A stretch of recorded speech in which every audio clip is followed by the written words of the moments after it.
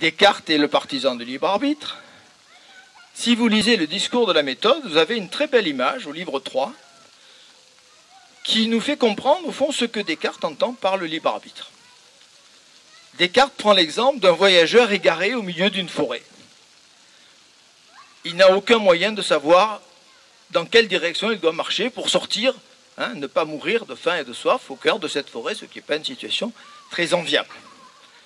Que me dit Descartes? Il me dit ce qu'il y a de génial chez l'être humain, c'est qu'en n'ayant aucune connaissance, en n'ayant aucune indication, en étant dans l'ignorance absolue, il peut décider, c'est ça le libre arbitre, cette puissance extraordinaire de décision. Il peut décider de marcher devant lui, ou derrière lui, ou à droite ou à gauche, et de ne pas changer de direction pour de faibles raisons, comme dit René Descartes.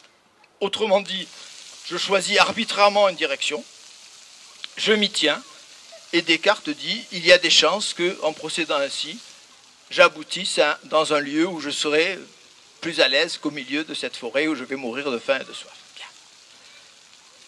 Donc pour Descartes, décider dans l'ignorance, on pourrait dire que c'est le sommet de la liberté d'une certaine manière.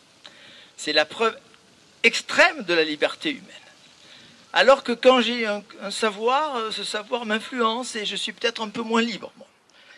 Que me dirait Spinoza s'il avait pris le même exemple que Descartes? Il me dirait exactement l'inverse.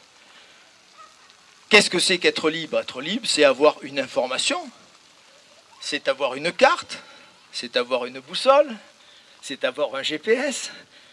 Quel est l'homme le plus libre? Je vous pose la question. Est-ce que c'est l'homme ignorant de Descartes qui va décider arbitrairement de marcher en avant, peut-être en mourant au milieu de la forêt parce que ce n'est pas la bonne direction, il va s'enfoncer encore plus dans la forêt profonde, et il va perdre ses forces, et il va mourir de faim et de soif? Qui est le plus libre? Est-ce que c'est le cartésien qui marche arbitrairement dans une direction, ou est-ce que c'est le disciple de Spinoza qui a l'information et qui va choisir, en toute connaissance, une direction? Donc vous voyez cet exemple un peu caricatural, il vous fait comprendre comment c'est la connaissance qui est libératrice. C'est le savoir qui est libérateur. Un homme sans savoir, il n'est pas beaucoup libre. Il est même très peu libre. Il est même très dépendant, il est même très esclave.